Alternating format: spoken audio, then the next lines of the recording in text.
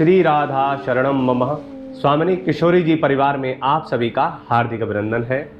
स्वामिनी किशोरी जी परिवार के माध्यम से हम आप सभी के समक्ष ब्रज 84 कोस परिक्रमा का वर्णन कर रहे हैं।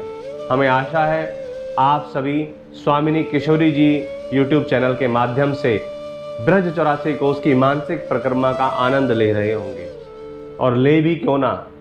हमारे धरा भूमि पर, हमारे धरा पर, हमारी भूमि पर ब्रज 84 कोस जैसे कोई स्थान नहीं है, कोई तीर्थ नहीं है, कोई परिक्रमा नहीं है। ऐसा हम इसलिए कह रहे हैं क्योंकि ऐसा हमने संतों से सुना है, गुरुओं से सुना है, ऐसा हमने शास्त्रों में पढ़ा है। ब्रज 84 कोस की परिक्रमा का महत्व और सब कुछ हमने आपके समक्ष वर्णन किया ही था। हम आज ब्रज 84 कोस की और कुछ दार्शनिक स्थलों का दर्शन करते हैं, आपके समक्ष वर्णन करते हैं। आप हमारे साथ मानसिक रूप से जुड़े रहिए और परिक्रमा का आनंद लेते रहिए। अनुभव कीजिए कि मानसिक रूप से आप भी यह परिक्रमा कर रहे हैं। दर्शन कीजिए मानसिक रूप से और अपने आप को धन्य कीजिए। तो हम प्रथम जो दार्शनिक स्थल पर चलते हैं वह है विहार वन। विहार वन में हमारे यहाँ पर जो स्थान आता है, पहला तोष गांव। तोष गांव जो है, तोष ग्राम, ये तोष एक गोप का नाम था। वह नृत्य कला में बड़े ही निपुण थे। हमारे कन्हैया को उन्होंने नृत्य सिखाया। हमारे कन्हैया ने उनसे नृत्य सीखा और नृत्य सीखकर संतोष कन्हैया को हुआ, तो इसलिए इसका नाम तोष गांव पड़ा। यहाँ पास में ही तरस कुंड भी है। तरस कुंड का जल पीकर हमारे कन्हैया, गौवे, बाल गोपाल, भैया बलराम सबको संतोष हुआ। तो यह तोष ग्राम है। आगे बढ़ते हैं दर्शन की ओर अगले स्थान पर। अगला स्थान है दक्षिण ग्राम। यहाँ पर हमारे बलदेव जी ने, हमारे दाऊ जी ने हमारे कन्हैया की विलास लीला में, कृष्ण विलास लीला में बाधा देने वाली एक यक्षिणी का वध किया था। तो इसका नाम दक्षिण ग्राम है। दक्षिण ग्राम में यहाँ पर बलभद्र कुंड है और रेवती मैया और दाऊ जी के यहाँ पे दर्शन भी हैं। प्रणाम करते हैं और आगे की ओर प्रस्थान करते हैं। विहार वन। विहार वन, यहाँ पर हमारी श्री जी ने हमारे कन्हैया की नृत्य की परीक्षा ली। बोले कि आप बड़े नृत्य में निपुण हैं, आपने बड़े नृत्य सीखे हैं। आज देखते हैं हम, हमारी श्री जी, हमारी राधा रानी छड़ी लेकर खड़ी हो गई और हमारे कन्हैया नृत्य कर रहे थे। अब कन्हैया से, हमारे ठाकुर से नृत्य में त्रुटि हो गई, तो हमारी श्री जी ने आंखों की प्रखर दृष्टि से उनको निहारा, उनको ताड़ा। तो यह भी यहाँ की लीला है। हम आगे की ओर प्रस्थान करते हैं अगले दार्शनिक स्थल की ओर। बस्ती ग्राम और राल का ग्राम। बस्ती ग्राम, जब हमारे नंद बाबा अपने परिकरों और ग्वाल बाल के सहित यहाँ छठीकरा में आकर रहने लगे, तो हमारे वृषभानु जी, जो हमारे श्री जी के पिता हैं, वह भी यहाँ आकर रहने लगे। तो उसका नाम बस्ती गांव हो गया, बस्ती ग्राम हो गया। राल का ग्राम, यह हमारी श्री जी की बाल्य अवस्था का स्थान है। हमारी श्री जी ने बाल्य अवस्था यहीं पर ही बिताई थी, राल का गांव में। तो प्रणाम करते हैं और आगे की ओर प्रस्थान कर। अडीग गांव।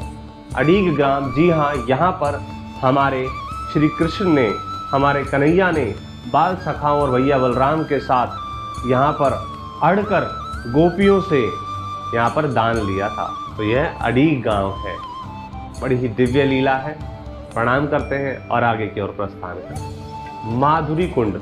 जी हाँ, हमारी श्री जी की प्रिय सखी का नाम माधुरी था और उनका स्थान यही था।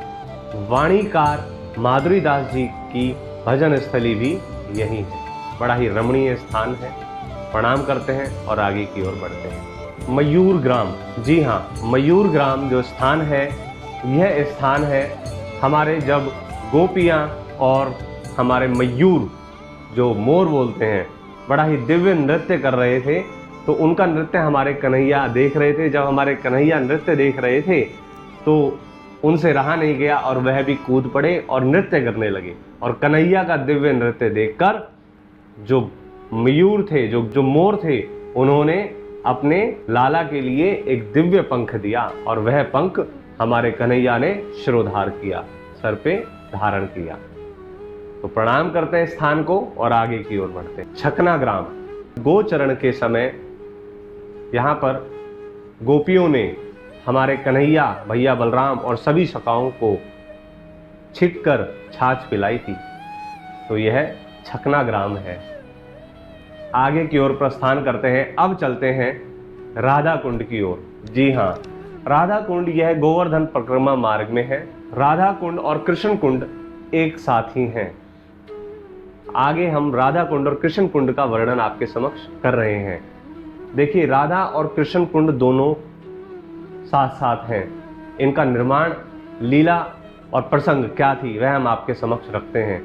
एक बार अरिष्टासुर नामक एक राक्षस सांड का रूप धरकर आया। जब राक्षस आया, उसने प्रयास किया, उसने प्रहार किया, तो हमारे कन्हैया ने उसका वध कर दिया। जब कन्हैया ने उनका वध कर दिया तो तत्पश्चात हमारी श्री जी वहां थी। हमारे कन्हैया श्री जी के पास गए और आलिंगन करने के लिए हाथ बढ़ाया। जब हाथ बढ़ाया तो हमारी श्री जी ने बोला, आप अपवित्र अवस्था में हैं। हमारे कन्हैया जी को कहा, हमारे ठाकुर जी को कहा कि आप अपवित्र अवस्था में हैं। तो हमारे लाला ने कहा कि हमने तो राक्षस का वध किया है, हम कैसे अपवित्र अवस्था में हुए। तो उन्होंने कहा कि भले ही वह राक्षस था, परंतु वह गोवंश के रूप में था, तो आपको इसका प्रायश्चित करना चाहिए। तो हमारे कन्हैया ने कहा कि प्रायश्चित के लिए क्या करना पड़ेगा बताइए।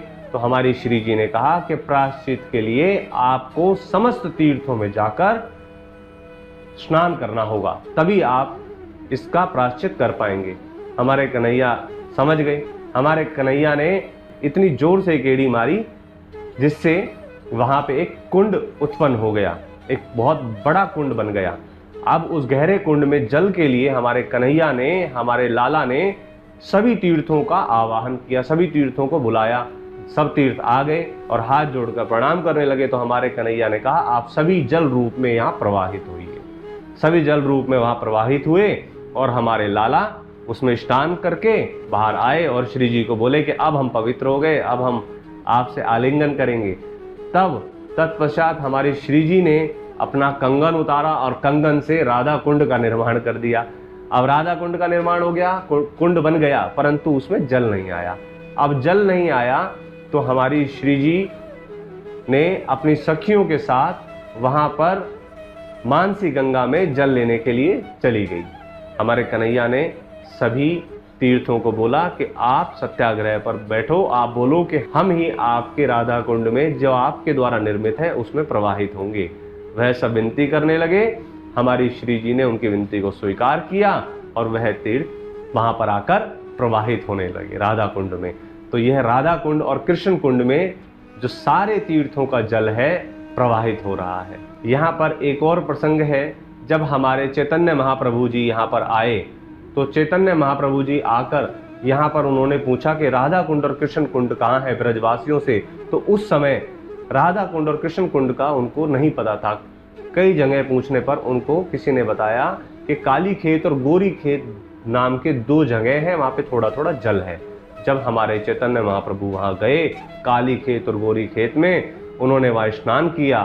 स्नान करके उनके श्रीमुख से इतना दिव्य रूप से हे कृष्ण हा कृष्ण हा राधा, हा कृष्ण हा राधा यह निकला और आंखों से अविरल अश्रुधारा बहने लगी।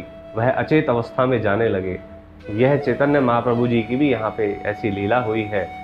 जब चैतन्य महाप्रभु यहाँ से चले गए तत्पश्चात जगन्नाथपुरी से यहाँ पर श्री रघुनाथ गोस्वामी जी यहाँ पर आए और श्री रघुनाथ गोस्वामी जी यहाँ पर रहकर उन्होंने भजन किया।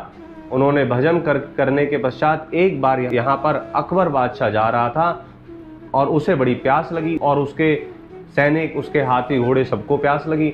यहाँ पर ही हमारे रघुनाथ दास जी थे। उनने पूछा कि यहाँ पर कोई सरोवर, कोई नदी है जहाँ पर ये सब अपनी प्यास बुझा सकें। तो हमारे रघुनाथ दास जी ने कहा कि जी हाँ, यहाँ पर हैं, ये काली खेत और गोरी खेत दिखा दिए। उन्होंने कहा कि ये तो हमारे एक हाथी के लिए भी पर्याप्त नहीं है। परंतु हमारे जब रघुनाथ दास जी ने उनको बताया तो उन्होंने, अकबर बादशाह ने यहाँ पर उनको सब अपनी सेनाओं को और सभी हाथी घोड़े और ऊंट जो भी थे उन सबको जल पिलाया और वह सब तृप्त हो गए और जल में तनिक भी परिवर्तन नहीं हुआ, जल वैसा का वैसा ही रहा। तो वह बड़ा आश्चर्यचकित हुआ। तत्पश्चात हमारे रघुनाथ गोस्वामी जी ने, हमारे रघुनाथ दास जी ने यहाँ पर श्री राधा कुंड और श्री कृष्ण कुंड का निर्माण कराया। गोरी खेत जो था उसको राधा कुंड और काली खेत जो था उसको श्याम कुंड बनवाया। अब जो राधा कुंड है वह बड़ा चकोर है, उसका जो निर्माण हुआ और उसके पश्चात हमारे कृष्ण कुंड का निर्माण चल रहा था। रात को हमारे रघुनाथ दास जी सो रहे थे, उनको स्वप्न आया कि वहाँ पे 5 पेड़ है। 5 पेड़ ने बोला कि हम 5 पांडव हैं, हमें ना काटें। यह स्वप्न सुबह जब उठे तो उन्होंने मना करा कि यहाँ पेड़ नहीं कटेंगे, हमारे लाला जैसे टेढ़े मेढ़े हैं, ऐसा ही आप कृष्ण कुंड को थोड़ा टेढ़ा बना दीजिए। तो यह हमारे राधा कुंड और कृष्ण कुंड से संबंधित जानकारी हमने आप सभी के समक्ष रखी है। हमारे श्री जी, हमारे लाला और बाल सखाओं और भैया बलराम ने बड़ी लीलाएं करी हैं। बड़ा ही रमणीय स्थान है, अवश्य यहाँ पर दर्शन करें, स्नान करें, अपने आप को पवित्र करें। यहाँ पर स्नान जप तप करने से हमें प्रभु की भक्ति प्राप्त होती है, प्रभु का प्रेम प्राप्त होता है। हम अगले प्रकरण में आपसे मिलते हैं, तब तक के लिए मानसिक परिक्रमा में हमारे साथ जुड़े रहिए। यह व्रत 84 कोस परिक्रमा जितने सनातनी, जितने भाइयों के साथ हो सके शेयर कीजिए। हमारे YouTube चैनल को सब्सक्राइब कीजिए, लाइक कीजिए और बेल आइकन अवश्य प्रेस करिए, क्योंकि जिससे आपको सभी नोटिफिकेशन मिलते रहेंगे, आपसे कोई भी एपिसोड मिस नहीं होगा।